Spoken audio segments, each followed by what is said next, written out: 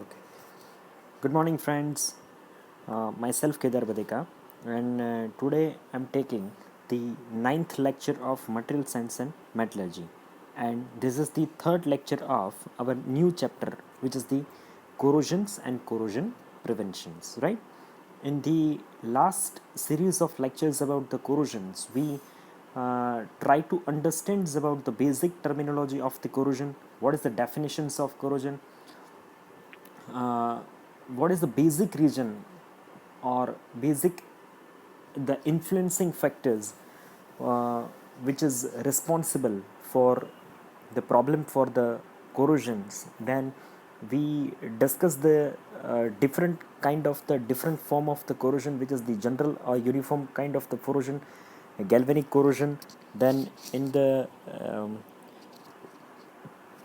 previous or the yesterday's lecture, we also understand the two different form of the corrosion, which is the pitting corrosion, uh, right, intergranular corrosions, uh, right.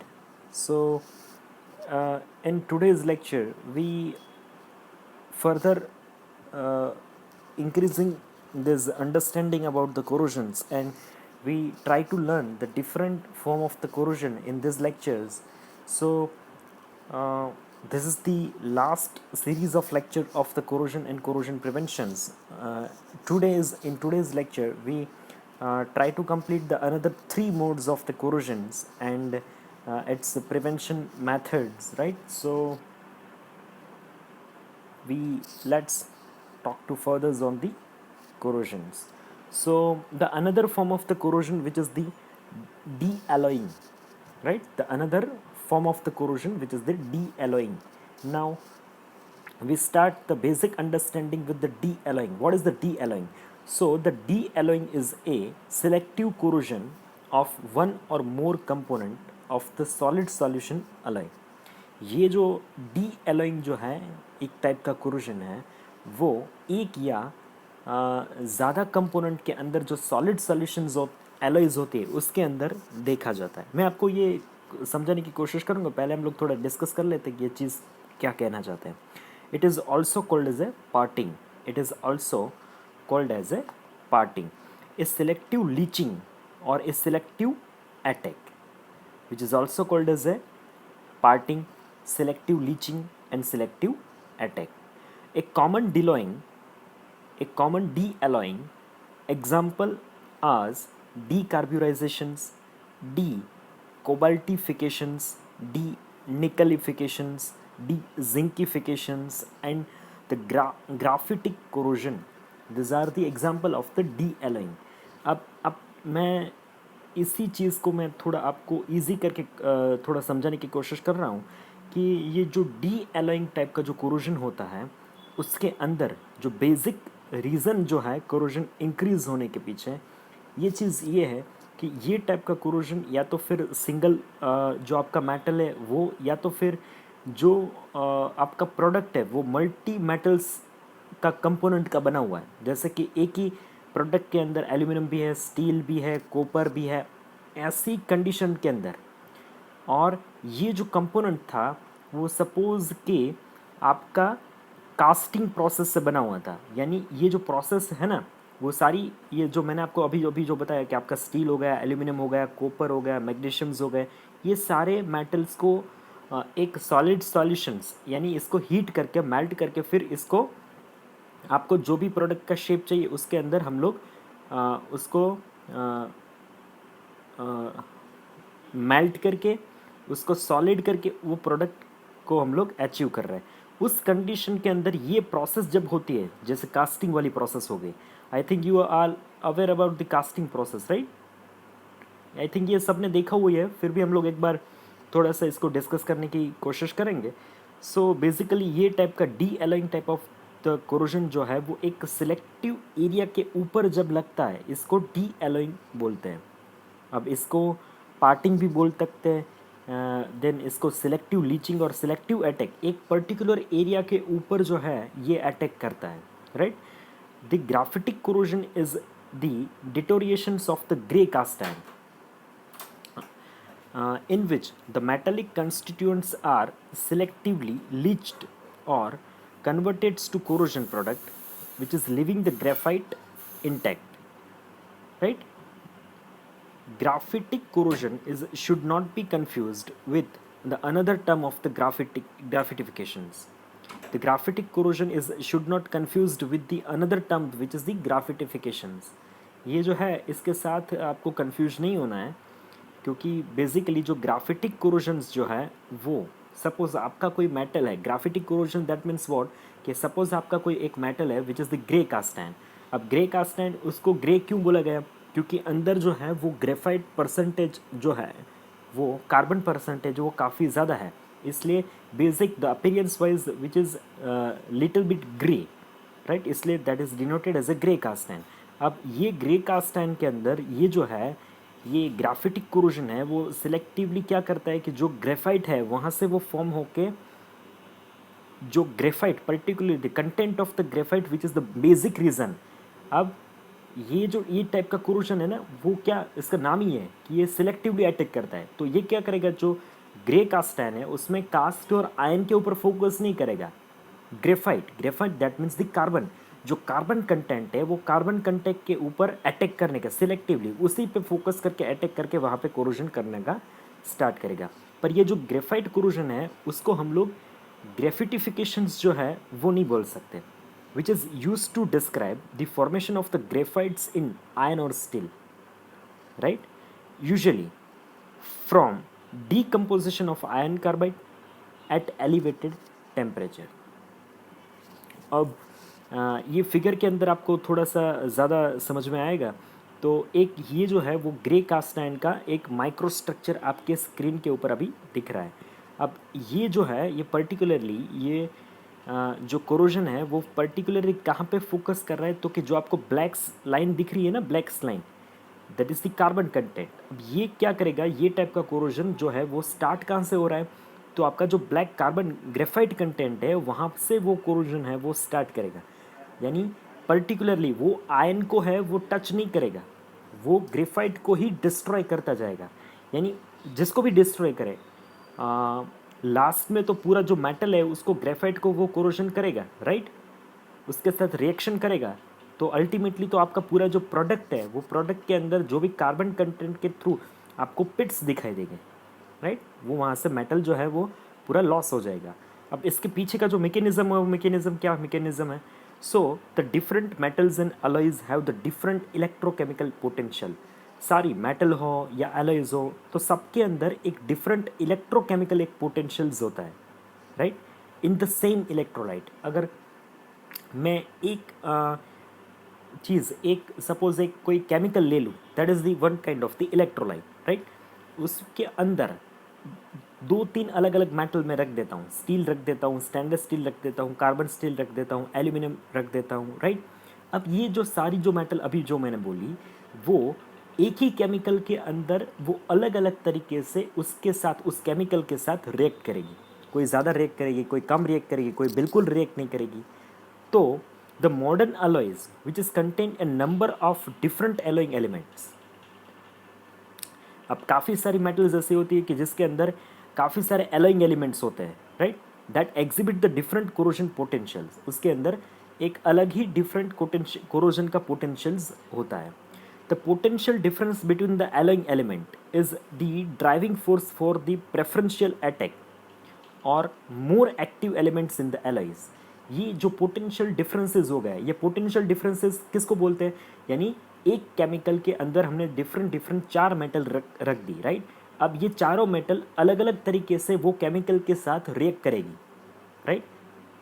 अब ये अलग अलग तरीके से react करेगी यानी एक डिफरेंस चारों के बीच क्रिएट हो गया रिएक्ट होने का, तो इसको हम लोग पोटेंशियल डिफरेंस बोलते हैं. अब ये जो पोटेंशियल डिफरेंस है वो मेन रीज़न है ये कोरोजन डेवलप होने के पीछे. और ये पोटेंशियल डिफरेंसेस की वजह से, जैसे कि मैंने आपको एक पहले हमने एक एग्जांपल लिया था ग्रे कास्ट आयरन. अब ये ग्रे कास्ट आयरन क्या हो गया कि ग्रे कास्ट आयरन के अंदर ग्रेफाइट यानी carbon in the form of the graphites and cast iron है, तो ये दोनों का मिक्स हुआ ग्रे कास्ट आयरन है. अब क्या करेगा, तो कार्बन है वो ज़्यादा फास्ट उस इलेक्ट्रोलाइट के साथ रिएक्ट करेगा कंपेयर टू आयन. अब कार्बन जो है वो फास्ट यानी ग्रेफाइट जो है वो फास्ट रिएक्शन करेगा तो इसकी वजह से आपका ग्रेफाइट वहाँ से मेटल के अंदर लॉस होना स्टार्ट हो जाएगा.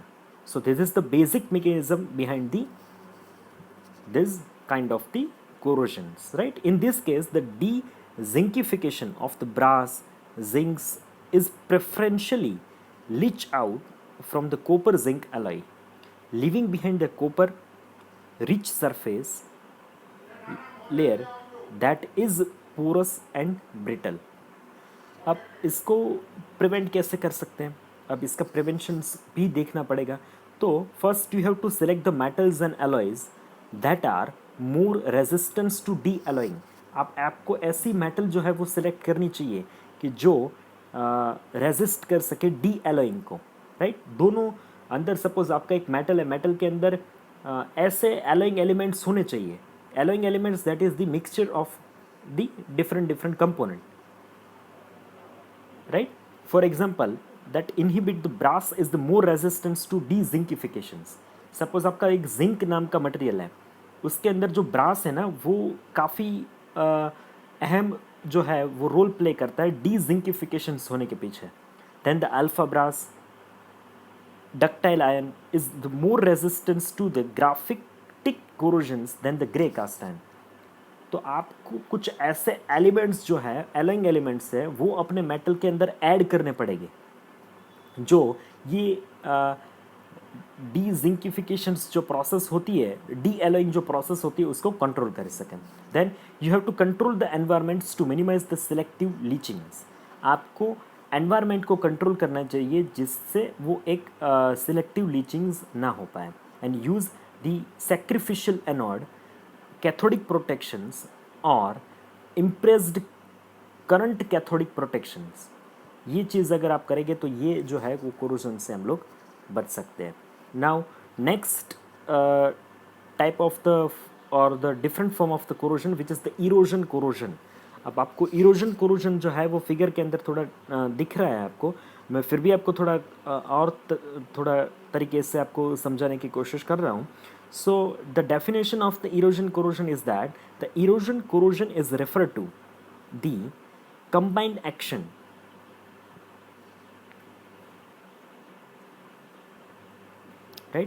erosion corrosion which is referred to as a combined actions which is involving erosion and corrosion. ये जो erosion corrosion है ना ये एक combined action है. erosion that means what कि किसी भी चीज़ को एक कांस्टेंट फोर्स के थ्रू जो है ना वो पूरा एक मेटल जो है घिस जाता है. घसारो गुजराती में આપણે कहिए ना घसारो, right? That is kind of the erosion. जैसे हम लोग इरेज करते हैं, इरेजर को इरेज करते हैं, राइट? वो घिसता है. और ग्रेफाइट से जो हमने लिखा है, कार्बन से जो लिखा है उसको मिटा देता है due to the erosion, right? तो ये चीज़ दोनों एक साथ होती है, यानी वहाँ पे वो रबिंग एक एक्शन हो जाएगा और साथ में कोरोजन भी होगा. तो erosion corrosion is referred to the combined action which is involving as erosion and corrosions in the presence of a moving corrosion fluid और a metal component moving through the fluid leading to the accelerate the loss of the metal.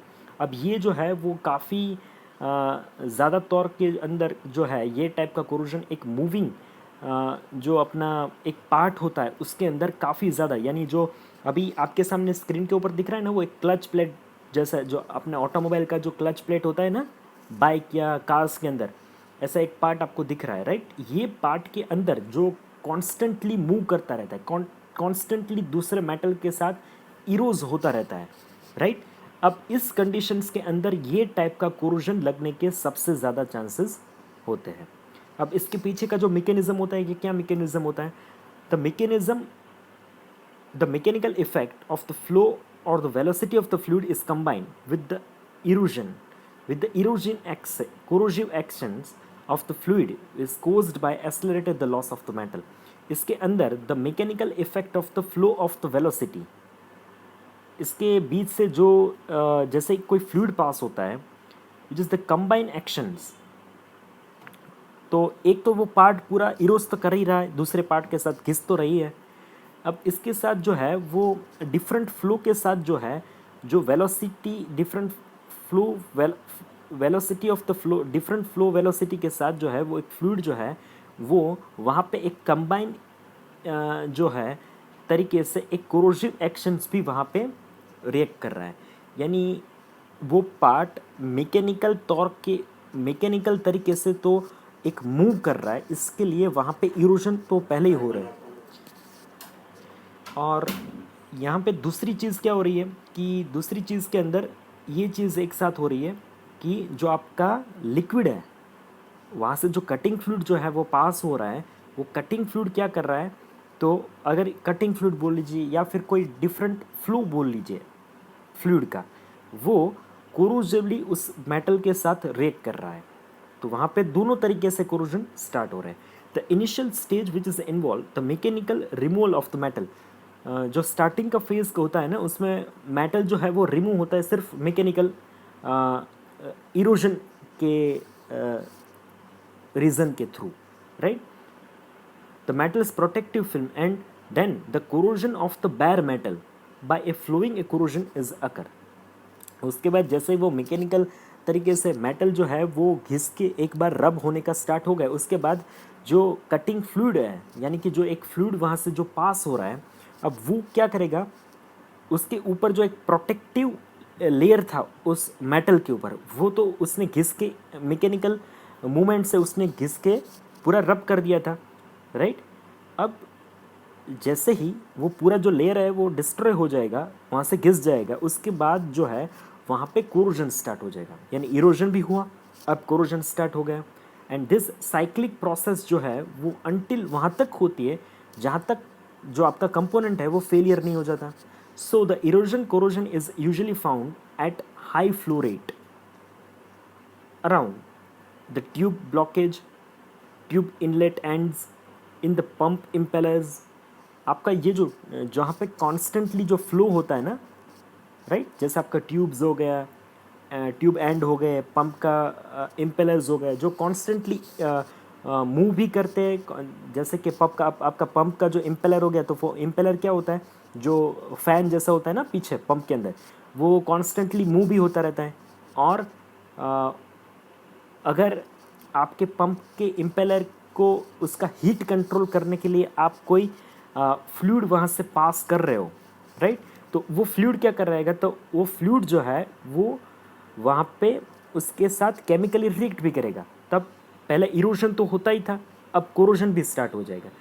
The photos which shows the corrosion erosion of the cast aluminium pump casing due to the extensively high flow rate of the coolant, right. A cavitational corrosion is the special form of the erosion corrosion. Cavitational यानी cavity, पूरा गड्ढे गड्ढे बन जाते हैं, उसके ऊपर छोटे छोटे pits dots बन जाते हैं. It is caused by a water bubble which is produced by a high speed impeller which then collapse and cause a pits on the metal surface. अब इसको प्रिवेंशन कैसे करें, तो इसको प्रिवेंशन करने के लिए जो है वो the prevention of the corrosion erosion which is a streamline of the piping to reduce the turbulence. आपका जो पाइपलाइन है जिसके अंदर जो फ्लो है वो एक ज़्यादा टर्ब्यूलेंस के साथ जो है वो फ्लो हो रहा है, उसको आपको स्ट्रीमलाइन करना पड़ेगा. Then control the fluid velocity, एक कंट्रोल वेलोसिटी के साथ अगर फ्लूइड जो है वो फ्लो करेगा तो यहाँ ये चांस नहीं होंगे. Use the more resistive metal, अगर आपके कुछ पाइप टाइप ऑफ कोई प्रोडक्ट है जिसमें कॉन्स्टेंटली जो है वो फ्लूइड फ्लो होने वाला है, तो आप ऐसा जो है वो मटेरियल का सिलेक्शन करें जो बेसिकली उसको रेजिस्ट कर पाए. And use the corrosion inhibitors और a cathodic protections to minimise the erosion corrosion, right. अब इसके बाद जो एक मैकेनिज्म आएगा that is the stress corrosion. आप उसको स्ट्रेस कोरोजन क्रैकिंग भी बोल सकते हैं, SCC. So the stress corrosion cracking is a cracking process. ये जो है वो एक क्रैकिंग प्रोसेस है that is require the simultaneous actions of the corrodent and sustained tensile stresses. अब ये जो है ये स्ट्रेस कोरोजन, उसके पीछे जो बेसिक रीज़न हो जाएगा ना वो either it is the compressive stresses, either it is the tensile stresses. तो इसके अंदर जो बहुत बड़ा जो रोल एक प्ले कर रहा है, that is the tensile stresses. This includes the corrosion is reduced the sections that fell by the fast fractures, और इसकी वजह से जो है ये स्ट्रेस कोरोजन की वजह से जो है वो आपका कंपोनेंट है वो फास्टली फ्रैक्चर यानी आपका ब्रेक हो जाएगा। It also excludes intercrystalline and transcrystalline corrosion. इसके अंदर जो है इंटरक्रिस्टलाइन यानी क्रिस्टल टू क्रिस्टल और ट्रांसक्रिस्टलाइंस कोरोजन जो है वो ऑब्जर्व होता है, which can disintegrate an alloy without apply and residual stresses। जो है वो विदाउट रेसिडुअल स्ट्रेसेस जो है वो आपके मेटल को जो है वो डिसइंटीग्रेट्स कर देती है। द SCC यानी कि stress corrosion cracking is may occur in the combinations with the hydrogen embrittlements. वो जो है वो उसके अंदर जो है वो कोरोजिव एलिमेंट के तौर पे कौन काम करेगा, जो हाइड्रोजन होती है वो वहाँ पे वो मेटल को आपको इनब्रिटल यानी कि उसको थोड़ा वीक करने में काफ़ी ज़्यादा रोल प्ले करता है। अब इसके पीछे का जो मैकेनिज्म है वो मैकेनिज्म क्या है? So the stress corrosion cracking is result from the conjoint actions of three component, right. इसके पीछे जो है वो तीन एक चीज़ जो है वो साथ में रोल प्ले करती है, इसकी वजह से ये टाइप के कोरोजन जो है वो डेवलप होते हैं। First which is a susceptible material, एक तो आपका मटेरियल जो है वो रोल प्ले करता है। सेकेंड स्पेसिफिक केमिकल स्पीसीज यानी जो एक सराउंडिंग जो एक केमिकल एनवायरनमेंट्स होता है वो एक काफ़ी ज़्यादा बड़ा रोल प्ले कर रहा है। Then the third which is the tensile stresses, और थर्ड जो है वो टेंसाइल स्ट्रेसेस है वो काफ़ी ज़्यादा बड़ा रोल प्ले करता है। For example copper and its alloys are susceptibles to ammonia compounds. आपका जो कॉपर है और उसकी जो एलॉयज है जैसे कि ब्रास हो गया, राइट, ब्रॉन्ज हो गया, राइट, तो वो जो है वो एमोनिया जो होता है उसके कंपाउंड के लिए जो है वो सस्पेक्टिबल है, वो रिएक्ट करती है। Mild steel are susceptibles to the alkaline, right.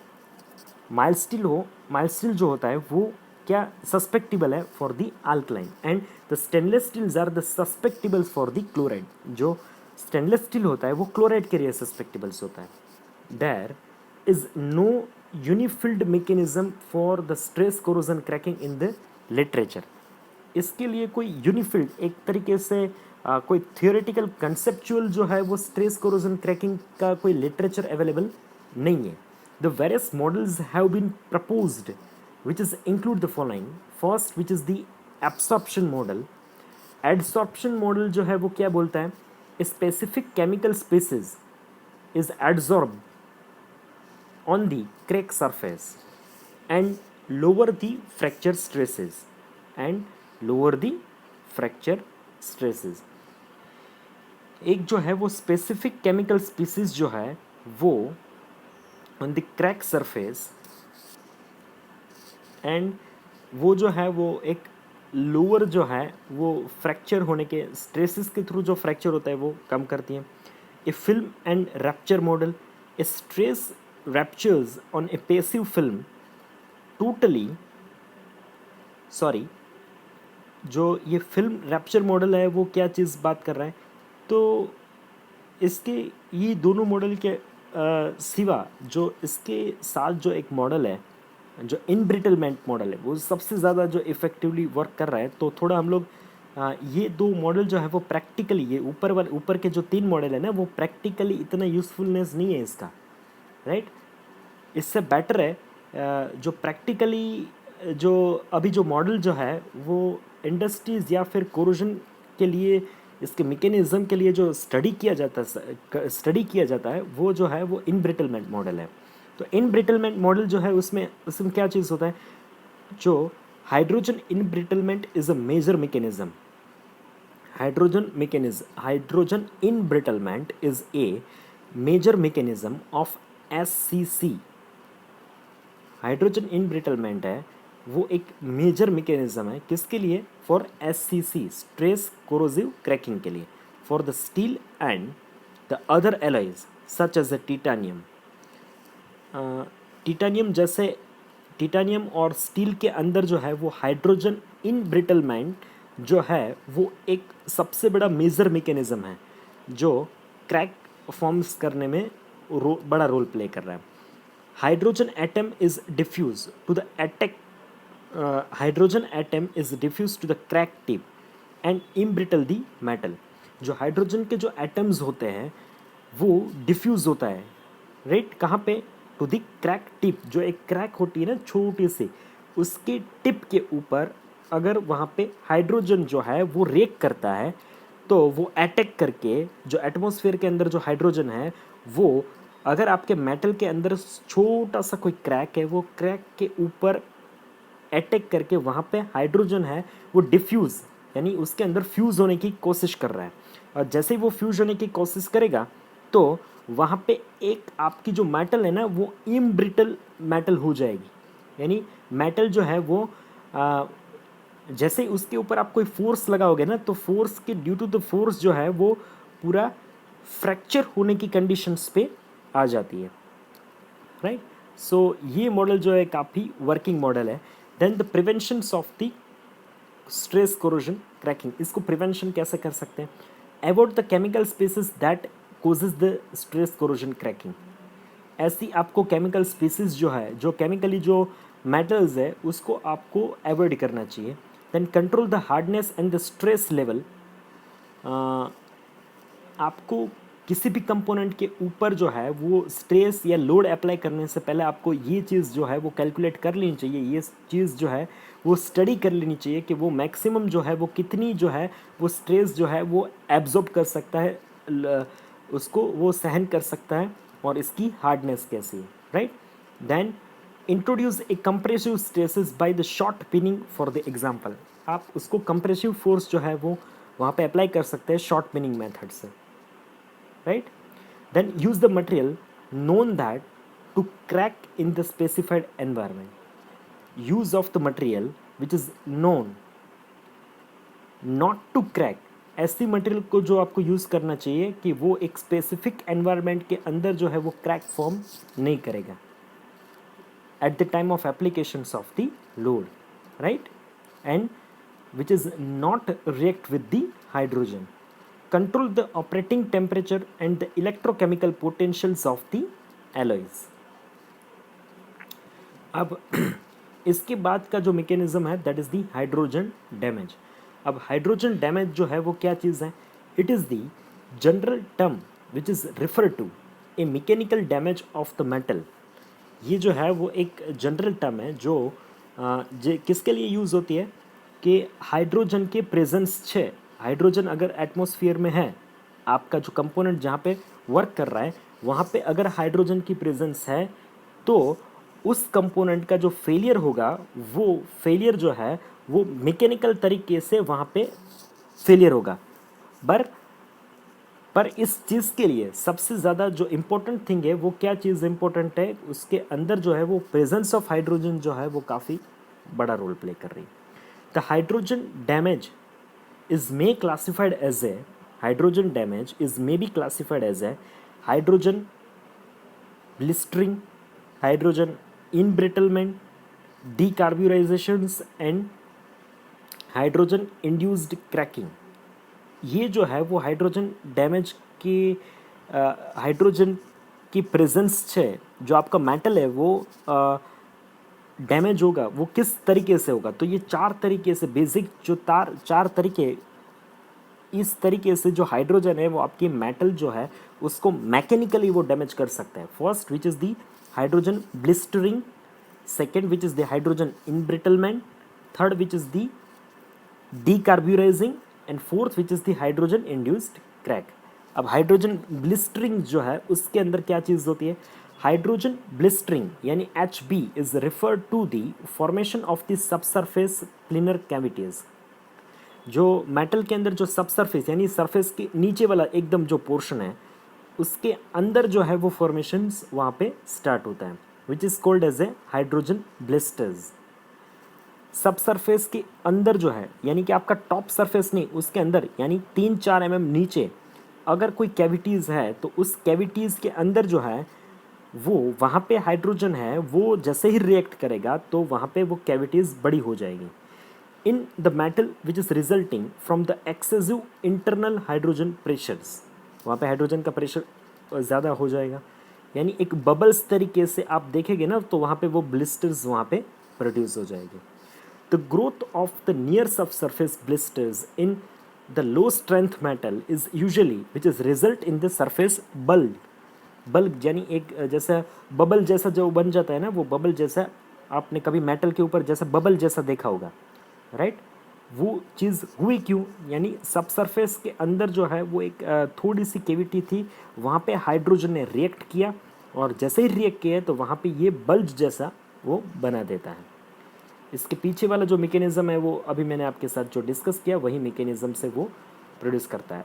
अब ये आप देखोगे तो सपोज़ आपने नॉर्मली ये चीज़ पाइप के ऊपर देखी होगी, पाइप जो से आप जैसे ही पाइप के ऊपर अपना हाथ घुमाओगे ना तो पाइप कभी कभी ऐसा दिख रहा है, जो स्टील का पाइप है वो कभी कभी कैसा दिखेगा, एक छोटा सा उसके ऊपर एक स्मूथ सरफेस नहीं होगा, थोड़ा सा बबल जैसा बना होगा।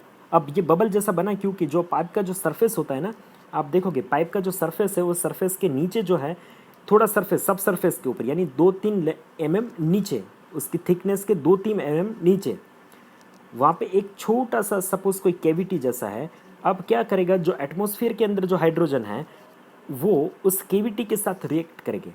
जैसे ही रिएक्ट करेंगे तो वो क्या चीज़ होगा वहाँ पे, वो जो बबल्स है वो बबल्स को बल्ज में वो छोटा सा उसको हाइड्रोजन की वजह से जो है वो उसको थोड़ा और बबल के तौर पे बाहर खींच लाएगा, राइट?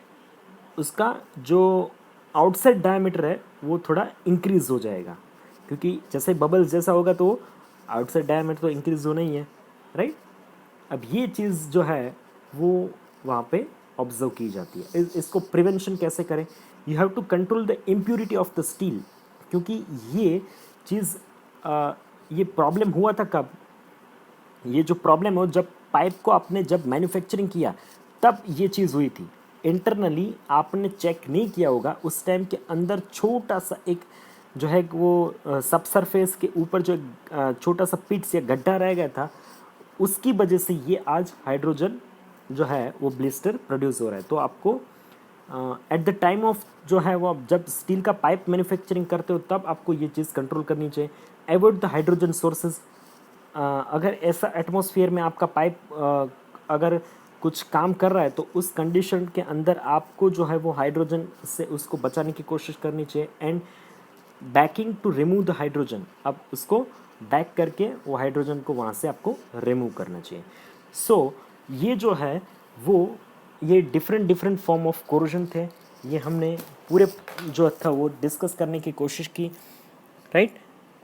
जो भी ये 7 to 8 different form of the corrosion थे और इसको प्रिवेंट करने की जो प्रोसेसेस थी वो प्रोसेसेस मैंने आपके साथ डिस्कस थी। तो ये चैप्टर के अंदर बेसिक था, बेसिक ऑफ द कोरोजन, तो वो हमने डिस्कस किया। Different form of the corrosion, तो वो हमने different 7 to 8 different form of the corrosion जो थे वो हमने डिस्कस किए, और उसके जो प्रिवेंशन मेथड्स थे उसको उस टाइप के कोरोजन से कैसे प्रिवेंट कर सकते हैं वो जो है हमने वहाँ पे डिस्कस करने की कोशिश की है। अगर ये चीज़ में आपको कोई भी डिफ़िकल्टीज़ है तो आप मुझे क्वेश्चन पूछ सकते हैं यूट्यूब के कमेंट सेक्शंस में, और ये वीडियो देख के आपको अपना एनरोलमेंट नंबर जो है वो आपके यूट्यूब के कमेंट सेक्शन में लिखना है। अभी भी मैं ऑब्जर्व कर रहा हूँ काफ़ी स्टूडेंट्स जो है वो अपना एनरोलमेंट नंबर वहाँ पे नहीं लिख रहे हैं, right? Please write your enrollment number after watching this video. If you have any questions, you can ask me in the comment section. Thank you so much for watching this video.